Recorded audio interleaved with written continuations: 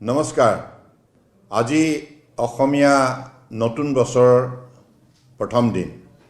আজি এই পবিত্ৰ ক্ষণত মই অসমৰ বৰাক ব্ৰহ্মপুত্ৰ পাহাৰ ভৈয়ামত বসবাস কৰা বৃহত্তৰ অসমীয়া সমাজখনলৈ মোৰ আন্তৰিক শুভেচ্ছা আৰু শ্ৰদ্ধা জ্ঞাপন কৰিছোঁ। অসমীয়া নতুন বছৰ এই বহাগ বিহুত আমি সকলোৱে ৰং ৰহস্য কৰি আমাৰ হাতামপুৰুষীয়া সামাজিক সাংস্কৃতিক আধ্যাত্মিক পৰম্পৰাৰ মূল্যবোধ আমি অটুট ৰাখোঁ।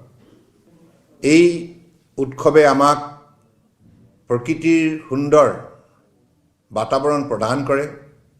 কুলি কেতেকীৰ মাতত আমি সকলোৱে এই প্ৰকৃতিৰ বাৰ্তা লাভ কৰোঁ আৰু ঢোল পেঁপা গগনাৰ বিহুগীতৰ যোগেদি আমি সমাজখনৰ প্ৰতি শ্ৰদ্ধাশীল হৈ ডেকা ডেকেৰী পুৰুষ মহিলা সকলোৱে এই উৎসৱত আন্তৰিকতাৰে অংশগ্ৰহণ কৰি আমাৰ এই অসমীয়া পৰম্পৰাৰ শ্ৰীবৃদ্ধিৰ বাবে আত্মনিয়োগ কৰে।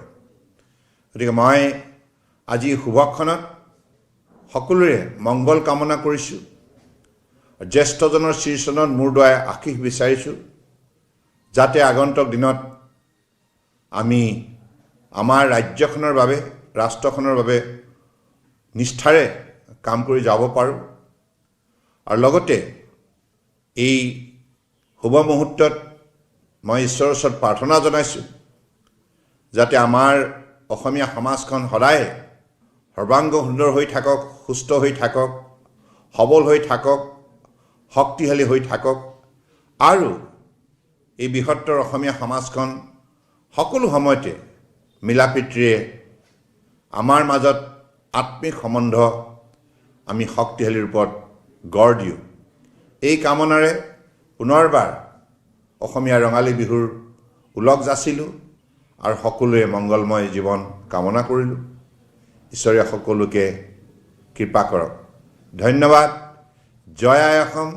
ভাৰত মাতা কি জয়।